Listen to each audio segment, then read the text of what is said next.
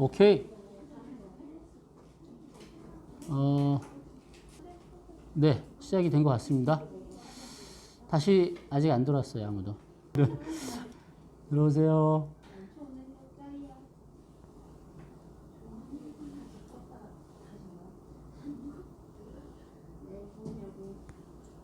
자, 그러면 그리고 이것도 신호를 아예 바꿔야 되겠죠? 이게 불안해. 아스파스로.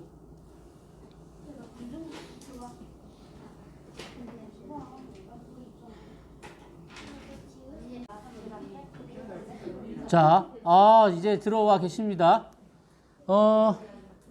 벌써 시간이 많이 지났네. 항상 좀 기술적인 문제가 있어서 죄송합니다. 그러려니 해 주시고요. 지금, 아까 와준 친구들,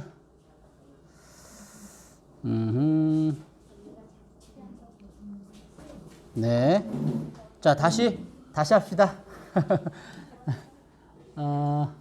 자, 화면이 좀 어둡죠?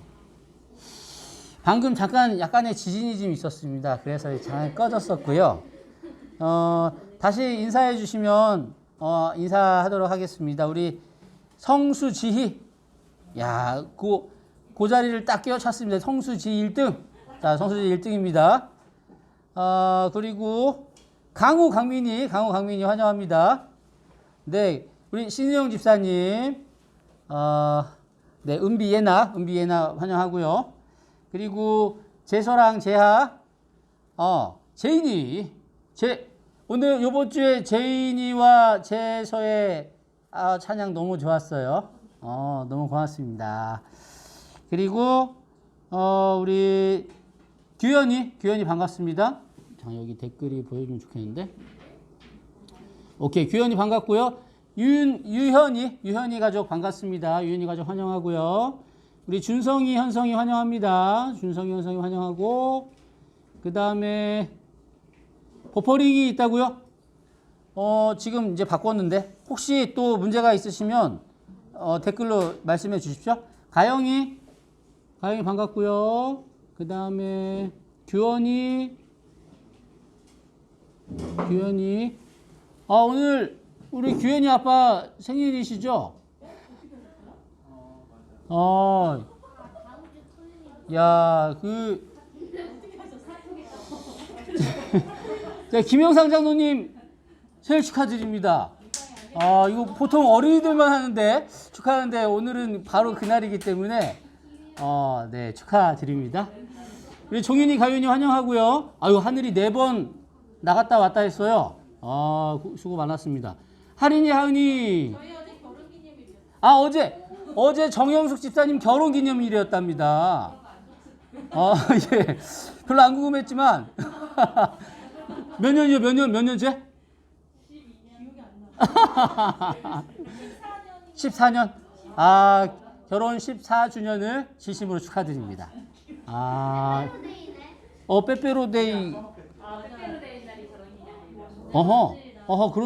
그렇네. 11월 12일 날 결혼하셨어요? 11월 11일 날 1시에 결혼했어요. 와우. 우리 김영사님 로맨틱 가이예요. 로맨틱 가이. 네, 우리 은수 환영하고요. 자, 그리고 그렇죠. 바로 이렇게 축하 올립니다. 축하 계속 올립니다. 좋습니다. 이런 분위기 좋습니다. 이렇게 반응이 있습니다. 역시.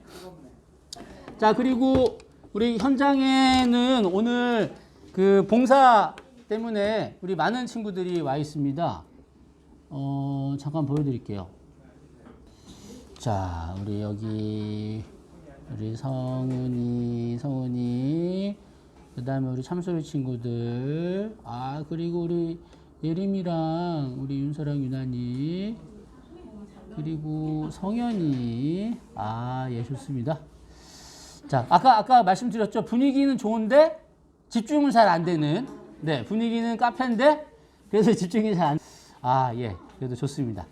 벌써 11월 12일. 여러분 올해 첫눈 온 거 아시죠? 예, 안 봤으면은 안 온 거죠?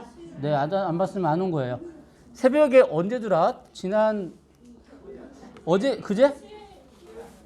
아니 학교 갔는데 무슨 이상한 하얀색이 떨어져 있어. 아 그래요. 이게 다 안 봤으니까 아직 안 온 걸로 합시다. 첫눈이 언제 올지 모르지만 그렇죠. 제대로 올 때 첫눈으로 합시다.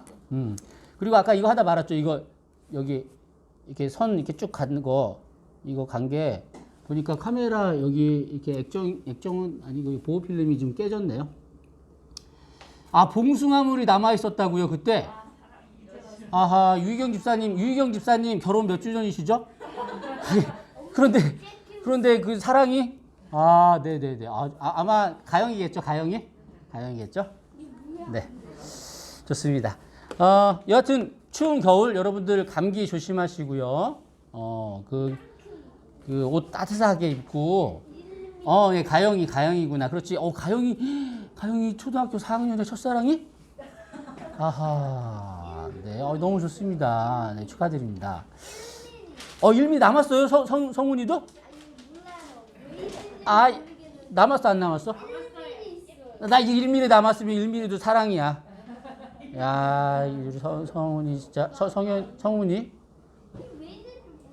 왜 있냐면 사랑이 첫사랑이 이루어지기 때문에 남아 있는 거야.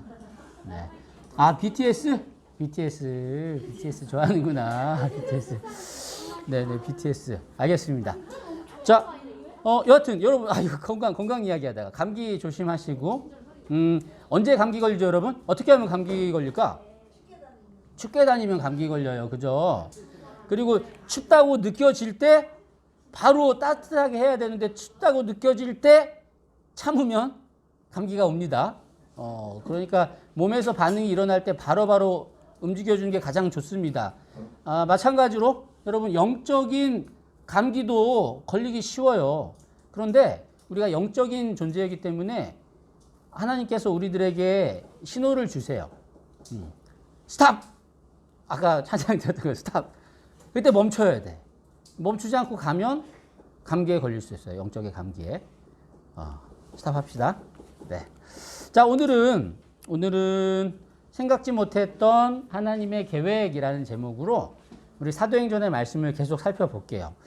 우리 친구들 사도행전 많이 힘들지요. 계속 이제 지역 많이 나오고 막 사도 바울 선생님이 막 여러 군데 돌아다니시고 그래서 그 지역 우리가 가본 것도 아니고 그래서 약간 좀 어려운 감이 있는데 그래도 한번 살펴봅시다. 네, 이게 여러분들의 이제 첫 사도행전의 경험인데 즐거워야 될 텐데. 자, 일단은 우리 지난 안식일의 내용을 이제 잠깐 복습해 볼게요.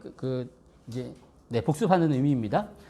바울 선생님이 이제 두로로 도착하셨죠. 두로로 도착했더니 거기에서 제자들이 찾아와가지고 성령의 감동하심을 받은 제자들입니다. 그러면서 이야기하기를 예루살렘에 가시면 큰일이 생길 것입니다. 안 가셨으면 좋겠습니다. 그리고 나서 이동을 어디로 하셨냐면 가이사랴로 이동하셨죠. 거기 빌립 집사님의 집에 갔더니 거기에서도 역시 아가보라는 선지자가 우리 바울의 허리띠를 딱 풀르더니 손과 발을 묶으면서 이 허리띠의 주인은 이렇게 될 것입니다 라고 이야기를 하는 거예요. 예언을 했죠. 그것을 본 일행들과 그 교회 사람들이 이야기하기를 아이고 바울 선생님 진짜 안 될 것 같습니다. 올라가지 마시지요. 가지 마시지요. 이렇게 했더니 바울 선생님이 이야기하시죠. 나는 죽는 한이 있더라도 꼭 예루살렘에 가야 하겠다라고 이야기를 합니다. 그리고 예루살렘에 가시지요. 자, 예루살렘에 도착했더니 처음에는 좋았어요. 예루살렘 교회 형제들이 반겨주었고 그리고 그동안에 있었던 선교 활동을 보고해 주었죠. 하나님 정말 살아계십니다. 하나님이 역사하십니다. 그런데 이 지역에 유대인들, 그리스도인들이 되게 많은데 율법을 되게 중요하게 생각하는 사람들이에요. 근데 그 사람들이 바울 선생님에 대해서 오해하는 거예요. 바울 선생님이 할례 못하게 한다고, 율법 지키지 말라고 한다고 그렇게 오해하는 것입니다.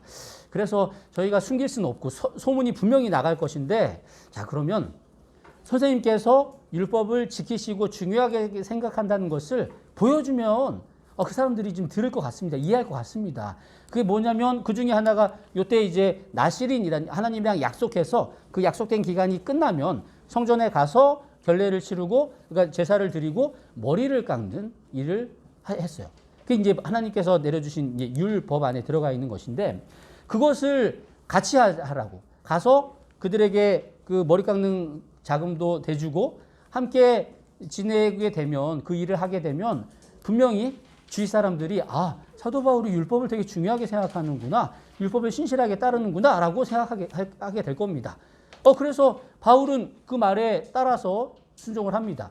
그리고 나서 성전에서 그 일들을 같이 하고 있는데 마침 이제 성전에서 제사장을 만나고 있는데 유대인들, 아시아로부터 온 유대인들이 바울을 보고 이제 무리를 충동하는 거예요. 어떻게 충동했냐면 드로비모라는 사람이랑 드로비모가 유대인이 아니거든요. 근데 예루살렘에 같이 들어왔어요. 그래서 며칠 전에 시장을 같이 돌아다닐 때 이 드로비모랑 다녔는데 마치 바울이 이 드로비모라는 이방인이 들어오면 안 되는 성전으로 데리고 왔다. 아, 바울은 하나님의 율법을 아주 업신여기는 사람이다라고 하지도 않았는데 그 일처럼 이야기해서 무리들을 선동해가지고 바울을 잡았습니다. 그리고 나서 때리는데 뭐 여러분 죽이려고 여기 보면 죽이려고 했어요. 그러면 뭐 살살 때렸을까? 그냥 툭툭 쳤을까? 막대기로 영화에서 나오시 빵빵빵 이러고 말았을까? 아, 정말 죽이려는 마음으로 정말 많이 때렸을 거예요. 손이든 발이든 막대기가 됐든 돌을 던졌든 아마 처음에 뭐 한두 대 맞았을 때 이 로마의 천부장이 찾아오진 않았을 거예요. 소문이 돌고 가려면 그래도 적어도 10분, 20분, 30분은 있어야 되지 않았겠어요? 정말 피투성이가 된 바울, 이제 죽을 수밖에 없었었는데 이 소동이 일었다는 소문을 듣고 이제 로마 천부장이 찾아와서 그 소동을 진압하죠. 그리고 나서 아니 당신들 이 사람을 왜 때립니까? 그랬더니 뭐 이 사람 저 사람 하는 말이 다 달라요. 이런 말 저런 말로 소리치고 그러니까 도저히 왜 이 사람을 죽이려고 했는지 알 수가 없어가지고 따로 데리고 갔죠. 그러자 바울이 이야기하죠. 아, 제가 이 백성들에게 이분들의 이 군중들에게 좀 이야기하게 해주십시오. 한번 생각해 보세요. 모습이 이랬을까? 뭐 얼굴 막 뭐 머리에서 피도 나고 막 코피 막 나고 입술 터지고 막 제대로 서 있기도 힘든 그 상황이었을 거예요 아마. 그럼에도 불구하고 백성들에게 복음을 전하는 거예요. 아, 말하기를 허락하라. 그래서 허락했더니 이제 히브리 말로 합니다. 그러자 백성들이 집중하여 듣죠. 자, 그리고 나서 어떤 이야기를 하냐면 나는 절대로 율법을 무시하는 사람이 아닙니다. 저는 다소 출신이고 정말 유명한 선생님 가말리아 선생님에게 수제자로 배웠고요. 그리고 하나님에 대해서 정말 열심인 사람입니다. 그리고 그리스도인들을 핍박하고 그것이 옳은 줄 알고 살았습니다. 근데 다메섹에서 예수님을 만났습니다. 그리고 제가 침례를 받고 예수님께서 이방인에게로 보내라고 이방인에게로 가라고 명령하셨기 때문에 제가 지금 이방인들에게 전도를 하고 있습니다. 라고 하면서 예, 리노 네 반갑습니다. 그리고 서해도 환영합니다. 그렇게 하나님에 대한 이야기, 예수님에 대한 이야기, 내가 예수님을 만난 이야기, 내가 변화된 이야기를 한 것이에요. 그랬더니 반응이 두 가지예요. 복음이 들어가면 두 가지 반응이 옵니다. 정말 마음 깊이 받아들이고 아 그렇구나 나도 그렇게 살아야지라고 결심하게 되는 반면 거절하고 거부하는 거죠. 듣기 싫어하는 거예요. 여러분 좋은 말을 듣기 좋아하는 때가 있고 듣기 좋을 때가 있고 너무너무 듣기 싫을 때가 있잖아요. 자, 이 사람들도 듣다가 소리 질러서 저 사람을 없애버려야겠다고 또 다시 난동을 부립니다.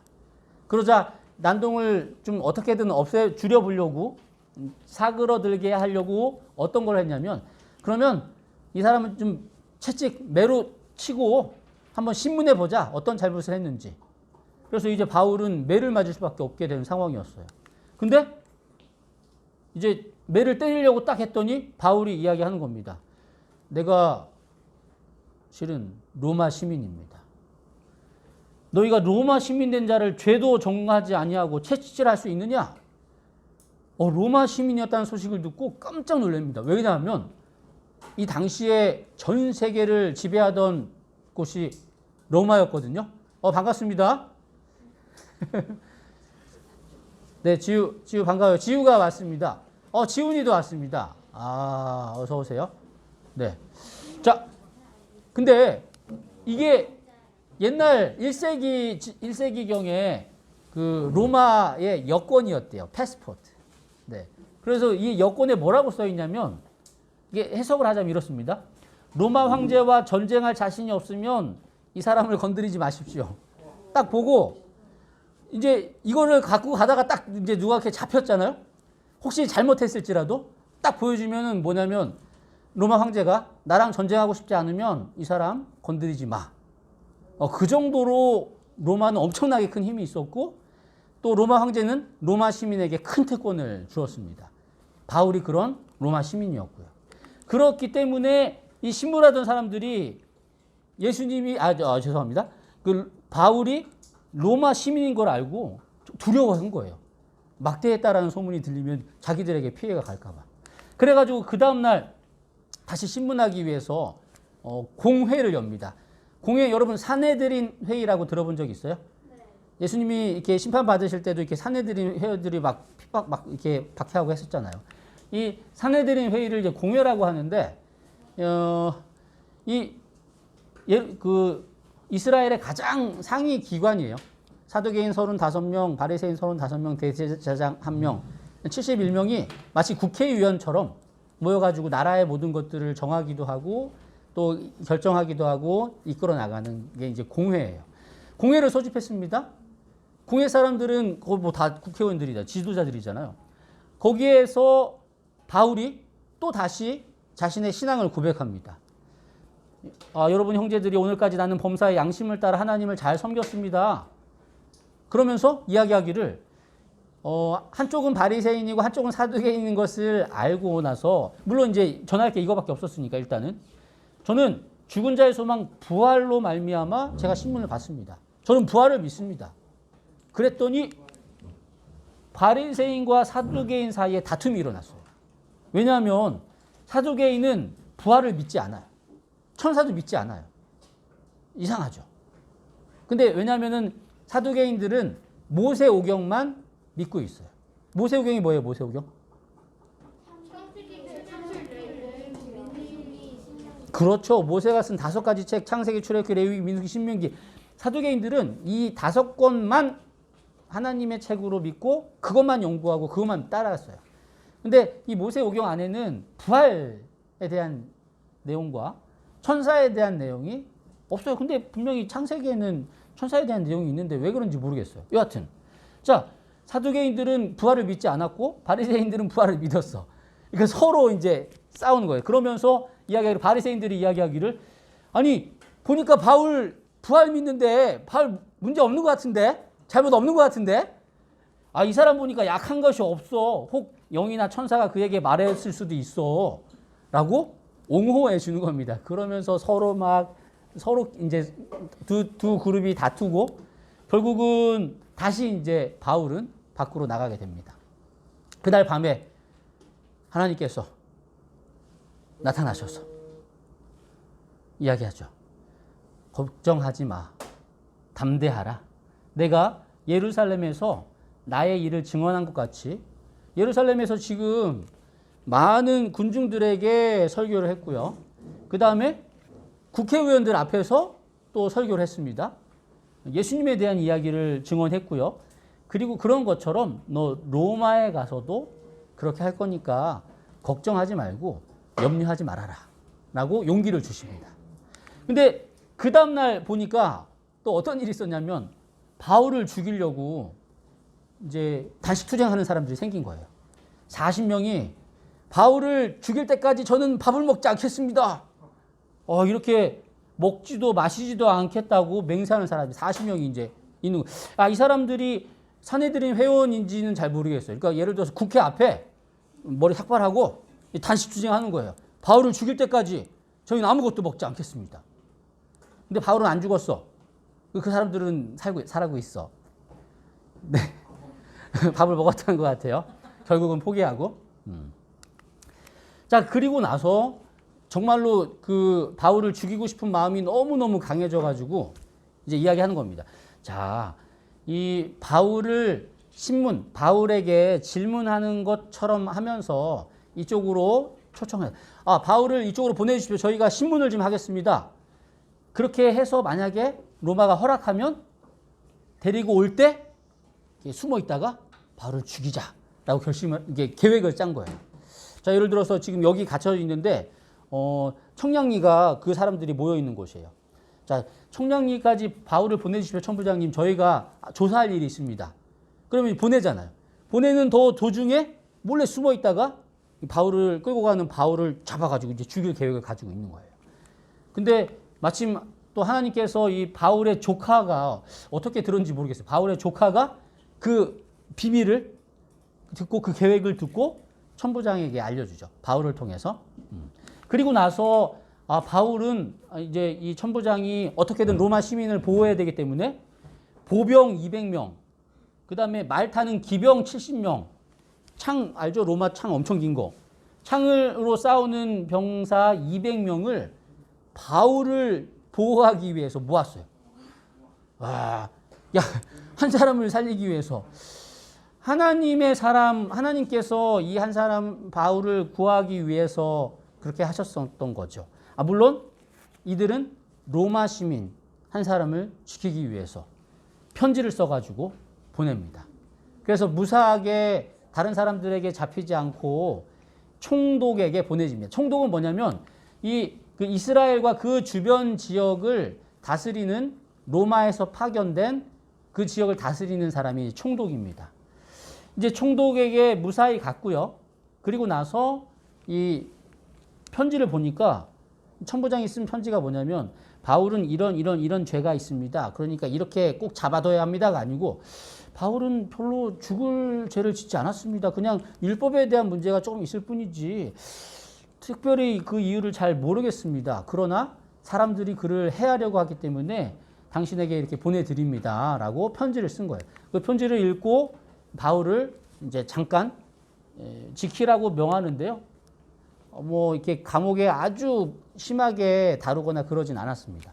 그리고 나서 5일 후에, 왜냐면 이제 총독에게 갔으니까 다시 재판을 해야 되잖아요. 재판하려면 고소하는 사람이 있어야 되잖아요. 5일이나 걸렸어, 오는데, 시간이. 5일 후에 대제사장이랑 장로님들이랑 변호사가 함께 모여가지고 다시 이제 총독에 가서 이제 바울을 고소하는 겁니다. 근데 고소하는 내용이 이거예요. 이 사람은 전염병 같은 사람이에요. 이 사람은 이단의 우두머리예요. 성전을 더럽혔고요. 아마 글을 신문하시면 저희가 왜 그런지 아실 수 있을 겁니다. 한번 신문해 보십시오. 라고 이야기를 합니다. 고소를 하죠. 그러자 이 총독 이야기합니다. 바울에게. 바울 할 말 있으면 한번 해보지. 그랬더니 바울이 이야기하는 것입니다. 저는 예루살렘에 온 지 12틀밖에 되지 않았습니다. 12일밖에 안 됐는데 제가 무슨 이렇게 어떤 구테타나 이런 모임을 꾸미겠습니까? 제가 성전에서 누구랑 다투거나 한 적도 없고 무리들을 소동하게 하는 것도 없었습니다. 저는 하나님을 섬기고 율법과 선지자들의 글에 기록된 것을 다 지키고 의인과 악인의 부활이 있다라는 것을 믿을 뿐입니다. 한번 그들에게 물어보십시오. 그 사람들이 저에 대해서 고소하는 것이 있으면 저는 그걸 따르겠습니다. 라고 이야기를 했습니다. 그러니까 이 벨릭스라는 총독이 이제 기독교에 대해 그 당시에 그리스도인들의 삶에 대해서 잘 알고 있었거든요. 그러면 천부장이 그 고소를 처음에 잡았던 이 천부장이 다시 와서 그걸 설명할 때까지 잠깐 보류하면서 바울을 지키긴 지키되 자유를 주고 친구들이 함께 만나고 그 친구들의 도움을 받는 것을 금하지 말라. 자유롭게 활동할 수 있도록 허락해 준 것입니다. 그리고 나서 며칠 후에 벨릭스가 이걸 들어보니까 이게 뭔가 있을 것 같거든요. 게다가 벨릭스의 아내가 유대인이에요. 그러니까 여러 가지 하나님에 대해서 예수님에 대해서 들어봤겠죠. 그리고 나서 벨릭스가 아내랑 같이 옵니다. 바울에게 와가지고 이제 예수님에 대해서 바울은 전했고 바울이 의에 대해서 절제에 대해서 장차 올 심판에 대해서 이야기를 합니다. 이렇게 의로운 것이 어떤 것인지 설명하고 여러분 삶을 절제하셔야 합니다. 참고 인내하고 이렇게 스탑해야 될 것들이 무엇인지 또 설명해 주고요. 여러분의 삶이 여기서 끝이 아닙니다. 반드시 심판이 있을 것입니다. 라고 이야기를 하자 이 벨릭스가 마음이 두려워지기 시작하는 거예요. 아, 내가 정말 믿고 따라야 되겠다라는 마음이 드는 겁니다. 그러면서 내가 믿고 따르면 내 지위와 내가 가지고 있는 것을 다 잃을 텐데. 그러면서 두려워하면서 이야기합니다. 지금 가라. 잠깐, 여기까지. 자, 여기까지. 이제 가. 왜냐하면 더 많이 깊이 생각하면 내가 거기 빠져들 것 같고, 더 깊이 생각하면 내 모든 것을 다 놔야 할 것 같다는 불안감이 생겼기 때문에. 아마 벨릭스에게서는 인생의 가장 중요한 포인트였을 거예요. 이때 만약에 하나님을 선택했다면 그의 재물과 지위를 잃을지라도 영생을 얻을 수 있었거든요. 아, 근데 이때 지금 가라. 이 기회를 놓쳤습니다. 여러분들에게도 기회가 분명히 있을 거예요. 무한하게 있을까, 기회가? 한 번은 아닐 거야. 여러 번의 기회가 있을 거예요. 그러나 기회는 한정되어 있어요. 여러분들의 기회를 살리는 것을 하나님께서 원하시고요. 여러분도 그렇게 할 수 있음을 기억하시면 좋겠습니다. 그렇게 2년 동안 있었어, 감옥에.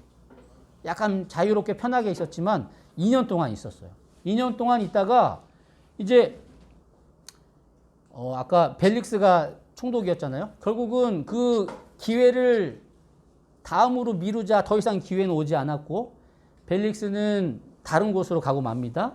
대신에 베스도라는 사람이 총독이 되었죠. 이 베스도라는 사람도 당시에 유대인들이 말을 잘 들어야 되니까 그들에게 좀 호감을, 좋은 마음을 얻기 위해서 바울을 계속 가둬둔 거예요. 2년 동안. 잘못도 없는데. 그 풀어주면은 유대인들이 반란을 일으킬까봐. 여하튼, 자, 이 내용이 무엇이냐면, 베스도가 부임한 지 3일 후에 이제 또 고소를 한 거죠. 고소해가지고, 마찬가지로 청량리로 좀 와주십시오. 청량리로 데리고 오십시오. 그러면 데리고 오는 그 사이에 숨어 있다가 죽이려고 계획을 세웠는데 그 사실을 알게 되니까 이야기하는 겁니다. 그런 계획을 짜고 있었고,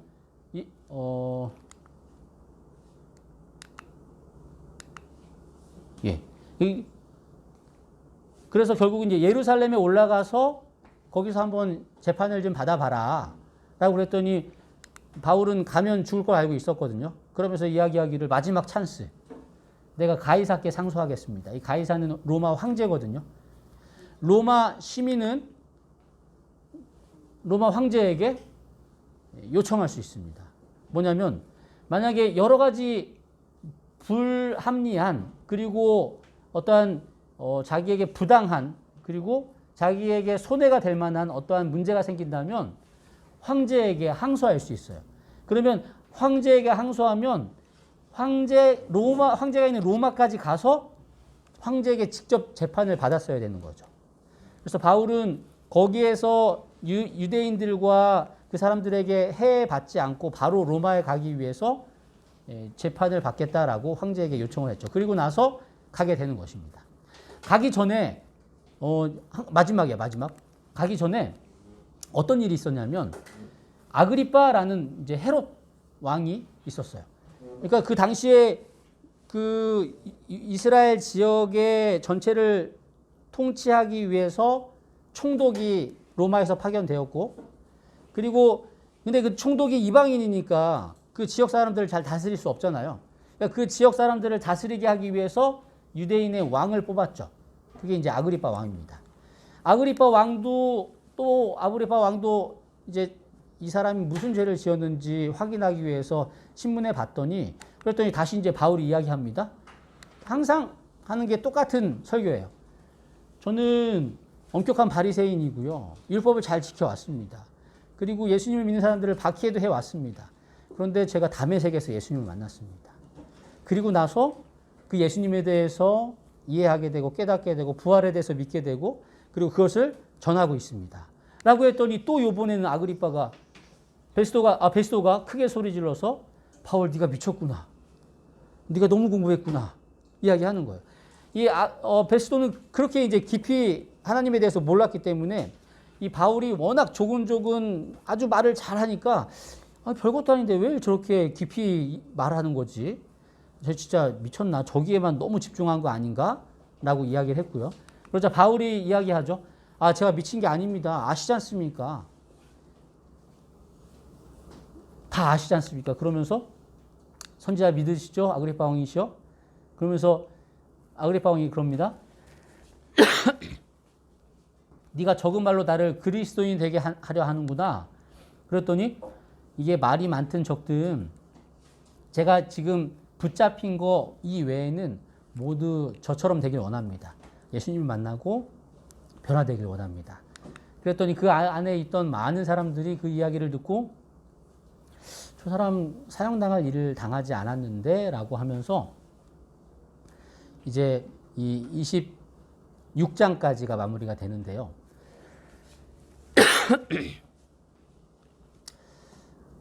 정리 잠깐 하고 바로 끝내도록 할게요. 바울이 이제 그렇게 제자들이랑 그렇게 동료들이 예루살렘으로 가지 말라고 그랬잖아요. 잡힐 거라고. 근데 바울은 갔습니다. 하나님의 말씀에 순종해서. 가서 한 게 뭐냐면 잡히고 나서 한 게 뭐냐면 결국은 설교했어요. 근데 그 잡혀 있는 동안 설교한 횟수가 총 6번인데 크게 백성들 앞에서 그리고 국회의원들 앞에서 그리고 총독 앞에서 총독의 부부 앞에서 다른 총독 앞에서 그리고 왕 앞에서 하나님께서 바울을 잡히게 하셨지만 왜 잡히게 하셨냐면 고통스럽게 하시려고 한 것이 아니고 복음을 전하게 하시려고 하셨다는 겁니다. 잡히게 하셨지만 보호해 주셨어요. 어제 지난 시간과 계속해서 이어지는 내용입니다. 하나님의 인도하심을 믿고 따라가는 것이 되게 중요하다는 것. 바울도 가면 잡힐 줄 알고 있었고요. 잡히면 힘들 줄 알고 있었어요. 그러나 하나님의 말씀에 순종하자 하나님께서는 바울을 보호해 주셨고 그 안에서 복음을 전할 수 있는 기회를 주신 거예요. 누구한테? 그냥 사람들한테가 아니고요. 높은 사람들, 정치하고 권력을 가진 사람들. 평범한 바울은 그런 총독을 만나서 하나님을 전할 기회가 없었어요. 그러나 죄수로 끌려갔을 때 하나님께서 그에게 복음을 전할 수 있는 기회를 주신 거죠. 그래서 믿고 따라가는 것이 되게 중요해요. 여러분들은 마음이 그렇지 않더라도 하나님께서 말씀하시면 성경에 기록되어 있으면 그것을 따라가는 것, 순종하는 것 중요합니다. 여러분들 이번 주에 어떻게 그렇게 생활해 보신 적 있으세요? 그런 적이 있으세요? 나는 그걸 원치 않지만 하나님께서 원하시니 말씀에 그렇게 이야기하셨으니 따라가신 적이 있나요? 그랬더니 그 결과는 어땠나요? 저는 오늘 요번 주에 어떤 일이 있었냐면 그 2달에 한 번 정도 도와드리는 성도님이 한 분 계세요. 그러니까 이렇게 사지가 되게 불편하셔서 겨우 걷는 분이신데 그분이 양주에 사세요. 여기서 한 1시간 정도 거리. 근데 그분이 경희대에서 진료를 받으세요. 그러면 2달에 한 번은 제가 양주까지 가서 그분을 모시고 경희대로 가서 경희대에서 이렇게 진료를 받고 약을 타서 다시 이제 대구로 모셔다 드리고 저는 이제 돌아오는. 그러면 아침 한 10시에 출발하면 그 일 다 마치면 이제 저녁이 돼요. 근데 처음엔 3달에 한 번이었다가 2달에 한 번이 되었어요. 바쁘고 분주한데 이거 해야 되나? 나 시간 없는데. 내 상황은 바쁘고 분주해요. 할 일이 많아요. 그런데 하나님은 말씀하세요. 아니 그거 아니야. 부족하고 도움이 필요한 사람을 돕는 게 내가 원하는 거야. 내가 인도하고 싶은 거야. 그것에 순종했으면 좋겠어. 말씀하시죠. 결국은 오늘 어떤 말씀을 드리고 싶냐면 그것을 다 했는데도 불구하고 제가 못한 일이 거의 없다는 거죠. 모든 것들을 다 실행할 수 있었죠. 근데 요번에 끝나면서 말씀하시기를 그분이 목사님 2달에 한 번 갔다 왔는데 이제 한 달에 한 번씩 가야 될 것 같습니다. 라고 하시는 거예요. 그래가지고 이거 어떡하지? 그러니까 그분이 이제 병원만 다녀오시는 것도 아니고 이제 그 사랑하는 그 강아지가 있거든요. 근데 그분이 이제 못 돌아다니시니까 제가 올 때 그 일을 다 보시는 거예요. 동물병원 가서 미용도 하고 맡겨놨다. 그래서 이제 여러 군데 가야 돼서 시간이 이렇게 걸리는데 그거를 한 달에 한 번 하자고 하시니까 어떻게 해요? 당시 네라고 대답은 했죠. 그러나 마음 한구석에 또 불편함이 있는 거예요. 그런데 하나님께서 또 말씀하십니다. 괜찮아. 내 딸이 그렇게 힘든데 당연히 도와줘야지. 그렇게 하면 너에게 여러 가지 것들을 축복이 아니고 부족한 것들을 채워줄 수 있어 나는 이라고 말씀하시는 그 하나님. 그래서 여러분들 싫은 거 근데 하라고 하면 하는 거예요. 봉사활동이든 함께 지내는 것이든 하지 말라면 하고 싶지 않더라도 하고 싶더라도 멈추는 것. 자, 그것이 필요합니다, 여러분. 자, 그리고 두 번째로는 이제 마지막입니다. 바울이 어떤 설교를 했는지 한번 살펴봅시다. 바울은요, 딱 두 가지였어요. 계속 반복되는데 예수님 이야기했고요. 자신의 경험을 이야기했어요. 나는 원래 이런 사람이었는데 어떻게 예수님을 알게 되었냐면 다메섹에서 예수님을 만났어요. 그래서 그 예수님을 만나고 나서 나는 이것을 깨달았고 그리고 저는 이렇게 살고 있습니다. 라고 말하는 것이 바울이 그렇게 많은 설교를 했는데 대부분의 패턴이 이런 패턴이에요. 막 요번엔 이거 저번엔 저거 이런 게 아니고 아주 단순합니다. 여러분 전도하는 거, 간증하는 거, 하나님을 전하는 거 어려울 수 있겠지만 하나님의 말씀에 여러분들의 경험을 더하면 그것은 정말로 훌륭한 간증이 될 수 있습니다. 바울은 이렇게 간증했잖아요. 아까 봤듯이 저는 원래 이런 사람이었습니다. 율법을 철저히 지키고 그래서 그것에 어긋나는 모든 사람들을 다 처단하는 사람이었습니다. 근데 다메섹에 가던 도상에 예수님을 만나게 되었습니다. 예수님께서 백성들을 내가 괴롭혔는데 왜 나를 괴롭히냐고 말씀하시면서 네가 핍박하는 예수라고 이야기하시면서 예수님이 어떤 분인지 가르쳐 주셨습니다.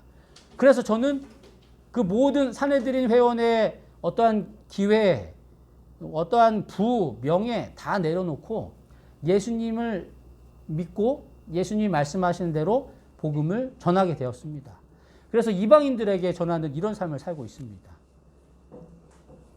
왕이시여, 왕도 제가 잡힌 것 이외에는 저처럼 되셨으면 좋겠습니다. 하는 것이 그가 한 간증의 내용이었어요. 여러분들도 이게 레파토리라고 하면 조금 어떻게 느껴질지 모르겠지만 이런 간증을 항상 마음에 품고 사셨으면 좋겠어요. 나는 원래 이런 사람이었는데 근데 예수님을 믿었더니 이렇게 됐어. 그래서 지금은 이렇게 살고 있어. 너도 그렇게 살았으면 좋겠어. 그것이 우리가 해야 할 간증이라는 것이죠. 그래서 우리 부모님들의 인생을 한번 되돌아보세요. 그리고 나서 먼저 자녀들에게 간증을 한번 해주시면 좋겠어요. 우리 친구들은 어떤 간증을 할 수 있을지 모르겠어요. 그런데 우리 부모님들께서 오늘 자기 전이든 나중에 생각이 날 때든 이런 부분들을 좀 살펴봐 주시고 생각하게 해주시고 또 준비하게 해주시면 어떨까 싶습니다. 이거는 뭐 누구에게나 할 수 있는 간증이자 전도의 방법이거든요. 예를 들어서 여러 가지가 있겠지만 저는 그렇습니다. 여러 가지가 있겠지만 예를 들어서 이거예요. 저는 되게 이기적인 사람이었어요. 그리고 꽤 착하고 괜찮은 사람인지 알았어요. 그리고 정말로 하늘나라 가고 싶은 사람이었어요.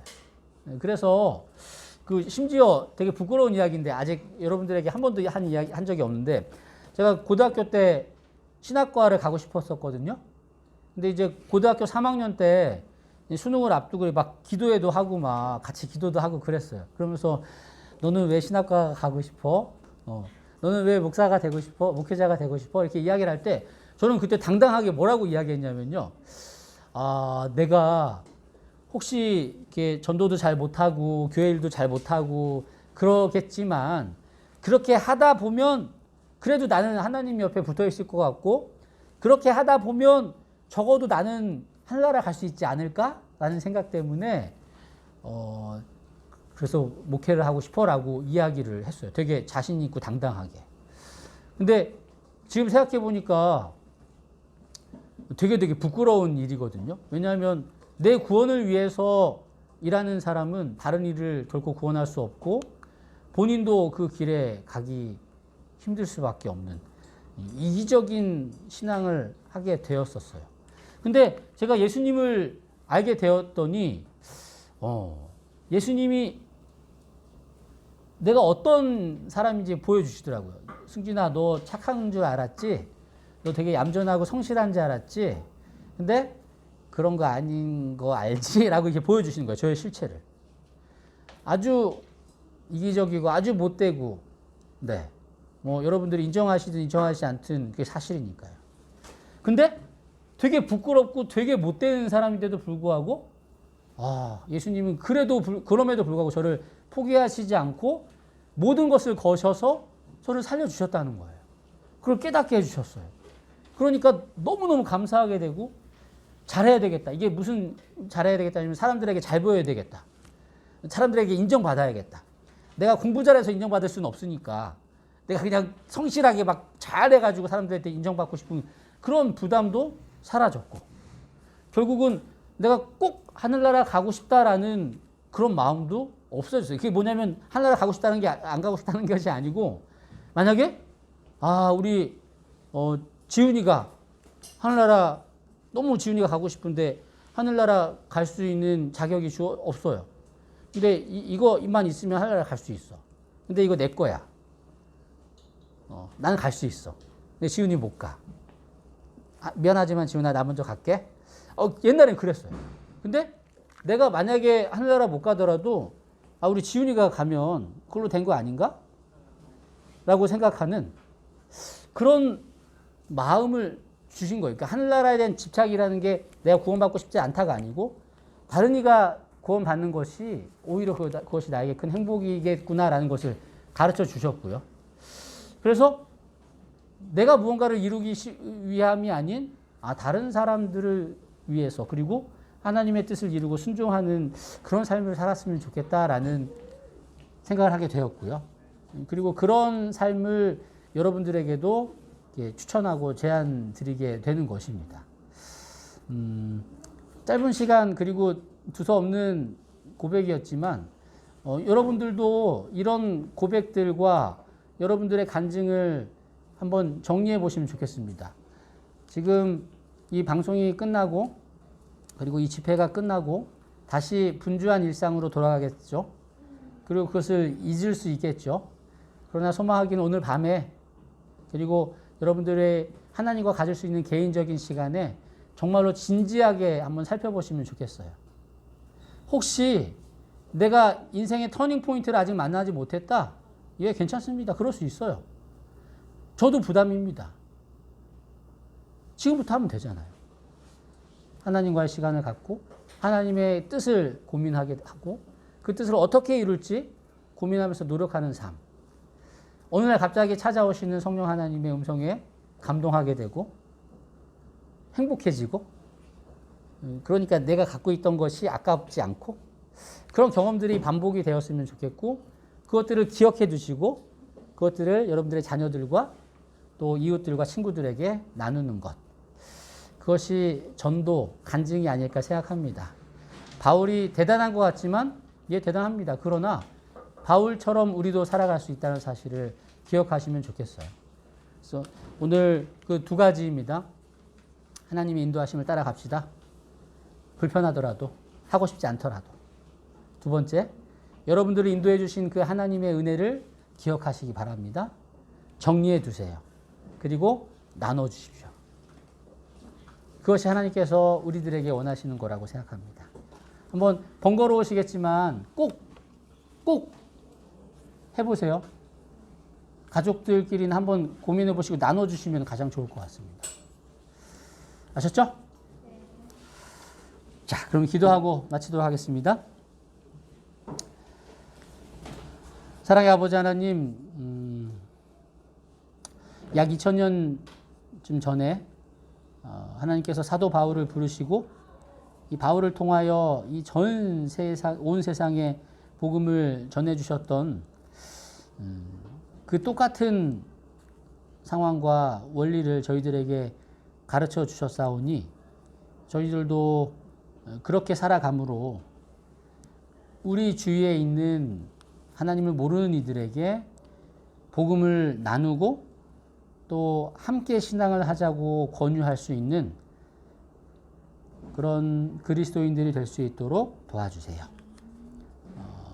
듣고 끝나는 것이 아니고 부디 이 함께 기도하는 모든 분들이 정말로 내 간증과 나를 인도해 주신 하나님에 대해서 다시 한번 고민하고 정리하고 그것을 나눌 수 있도록 힘을 허락해 주시옵소서. 좋은 밤 되게 해주시고 또 다시 내일 행복한 얼굴, 행복한 만남을 주시기를 예수님 이름으로 기도드립니다. 아멘. 감사합니다. 오늘 좋은 밤 되시고요.